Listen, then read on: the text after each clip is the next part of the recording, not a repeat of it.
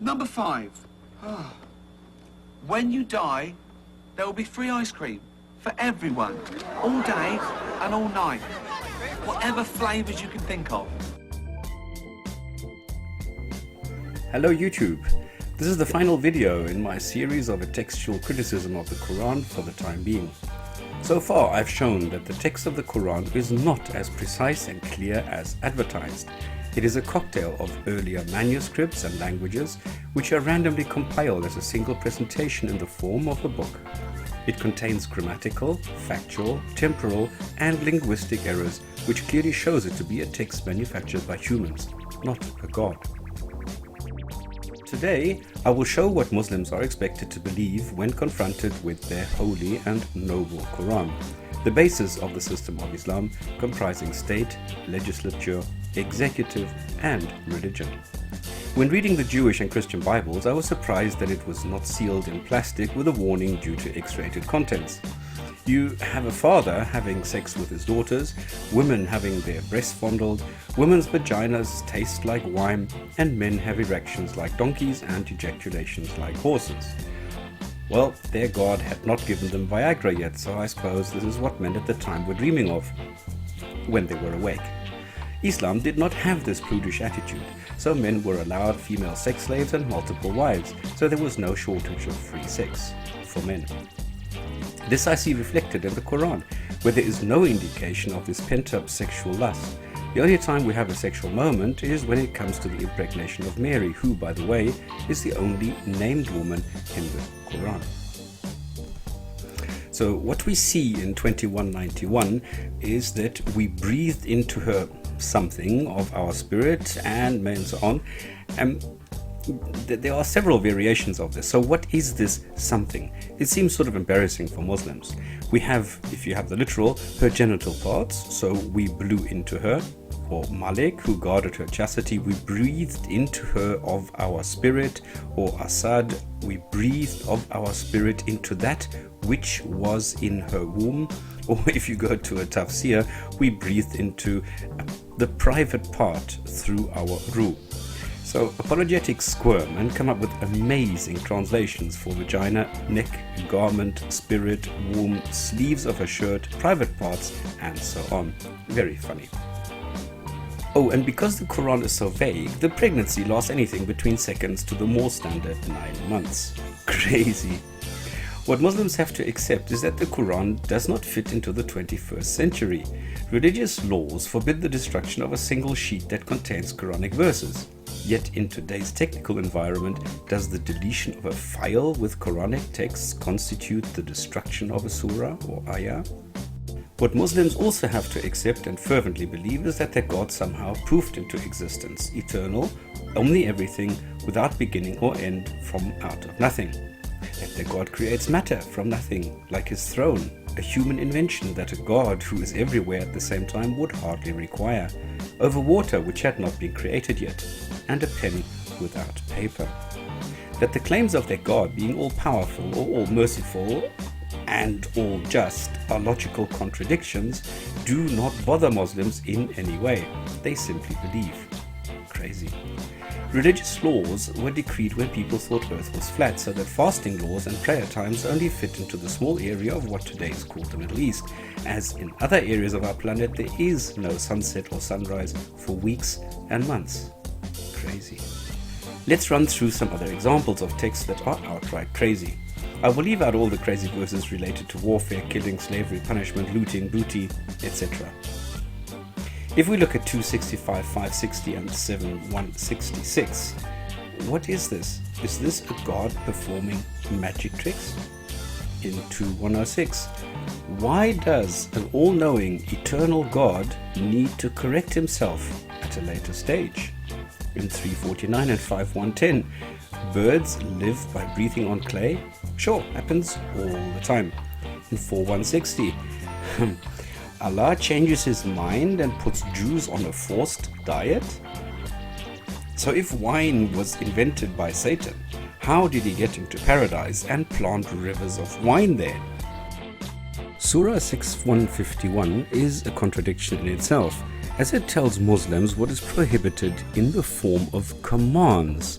So if you read it literally, Allah prohibits you from treating your parents well and also prohibits you from not killing your children out of poverty. Say what? Crazy. In 7137, are the pyramids still here? Is the Sphinx gone? Are there other secret buildings that nobody knows of which were destroyed? Allah is personally responsible for thunder and lightning when he throws a tantrum? Muslims are born to prepare for the afterlife and should not care about their lives here and now.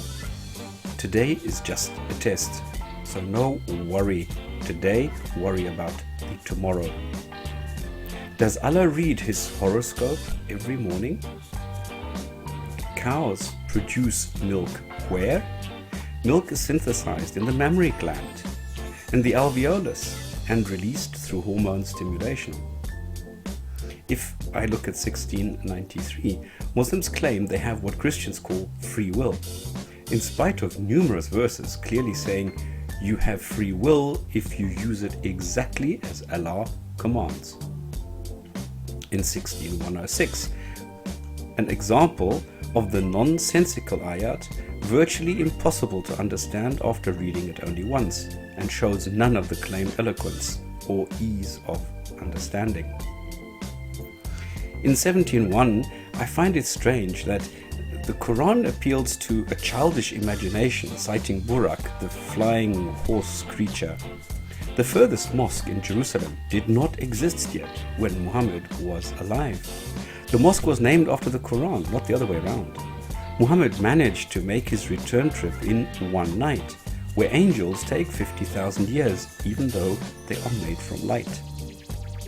In 1822, we see that this popular story was circulating as the life story of the Christian saints and martyrs. It was named Al-Siniksar and somehow made it into the Quran. What is embarrassing is that Allah did not know how many people actually went into the cave to sleep for 309 years. A newborn baby talks? Talking ants that humans can understand? Because in 27:19 it says that Solomon smiled at their speech, meaning humans can hear and understand what ants are saying. And 27:16 even goes one step further, claiming that Muslims can hear and understand anything that flies. I am aware of all the cries about ants being able to communicate not only by smell, but I've never seen a scientific paper that proves anyone ever having had a conversation with an ant. Now either you put up a video with you having a chat with an ant or shut up. When Muhammad wanted to marry Zainab, his adopted son's wife, Allah promptly revealed a law that he may do so. So until today, it is okay for a Muslim who adopts a son to later marry the son's wife should they get divorced or the son get killed somehow. No eclipses allowed?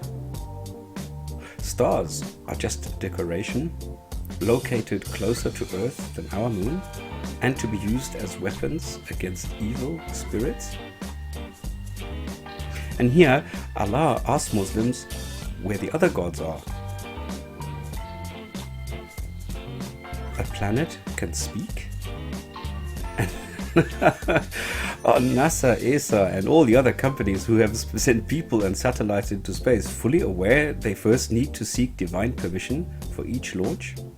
Crazy. And what do these actually mean? Because and then you have the camel coming out of a rock and then becoming a prophet. Now, what I've done is I've collected some verses where the Quran does not mention hellfire, and which verses do, a relationship of approximately 70 to 30%. So no hellfire, and then the surahs and verses where hellfire is actually mentioned. Now, why would anyone worship a god that will eternally torture you and your children unless you follow nonsensical instructions to the T? I think I've shown that the Quran holds no scientifically correct contents at all. It makes substantial mistakes in chronology, it has several grammatical errors, there are several nonsensical parts which are not explained and are not clear for humans. It makes factual errors such as basic arithmetic, was never protected by any god or deity, is not as eloquent as advertised, and finally has really crazy parts that are superstitions at best. This book is definitely the product of humans and does not have any divine origins as it is claimed by followers of the Islamic religion. As Muslims quite rightly claim that the previous Bibles are man-made and have changed over time, the same is true for the Quran. Again, if you believe that a God exists and has issued clear commands on what you can and cannot do, what you should or should not do, a change of the origins of the book should not change your mind or shake your faith. Thank you very much for your time.